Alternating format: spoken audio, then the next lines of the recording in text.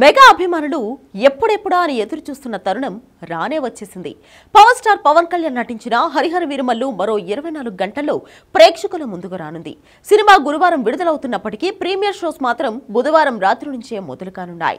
జ్యోతికృష్ణ దర్శకత్వం వహించగా ఏఎం రత్నం ఈ సినిమాను అత్యంత భారీ బడ్జెట్ తో నిర్మించారు. ఇప్పటికే విడుదలైన ట్రైలర్ సినిమాపై అంచనాలను అమాంతం పెంచేసింది. ఈ సినిమాకు సంబంధించిన ఫస్ట్ రివ్యూ ప్రేక్షకులకు అందుబాటులోకి వచ్చింది. 17వ శతాబ్దపు మొఘల్ సామ్రాజ్యం నేపథ్యంలో సాగే ఈ చిత్రంలో పవన్ కళ్యాణ్ చారిత్రక యోధుడు వీరమల్లు పాత్రలో జీవించారని చిత్ర యూనిట్ ఘంటాపథంగా చెబుతోంది. నిరంకుశత్వానికి వ్యతిరేకంగా సత్యం, విశ్వాసం, స్వేచ్ఛ కోసం జరిగే న్యాయ పోరాటం, సనాతన ధర్మం కోసం వీరుడి పవర్ఫుల్ జర్నీని తెరపై చూడబోతున్నారని తెలుస్తోంది. ముఖ్యంగా కోహినూర్ డైమండ్ బ్యాక్ డ్రాప్ గా సాగే కథనం ప్రేక్షకులను ఆద్యంతం కట్టిపడేస్తుందట. పవన్ కళ్యాణ్ అభిమానులకు హరిహర వీరమల్లు చిత్రం ఒక విజువల్ ఫీస్ట్ కానుందని తెలుస్తోంది. కేవలం ఆకర్షణీయమైన కథనం, కళ్లు చెదిరే సన్నివేశాలే కాకుండా ఈ సినిమాకు ప్రధాన బలంగా నిలవనున్నవి ఇంటర్వల్ కు ముందు, ఆ తర్వాత వచ్చే 2 యాక్షన్ ఎపిసోడ్స్ అని సమాచారం.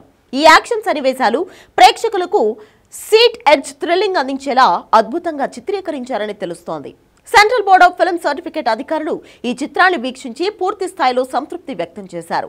ఎలాంటి అభ్యంతరకర కంటెంట్ లేకుండా రూపొందించిన ఈ సినిమా సెన్సార్ బోర్డు సభ్యులను ఎంతగానో ఆకట్టుకుందట.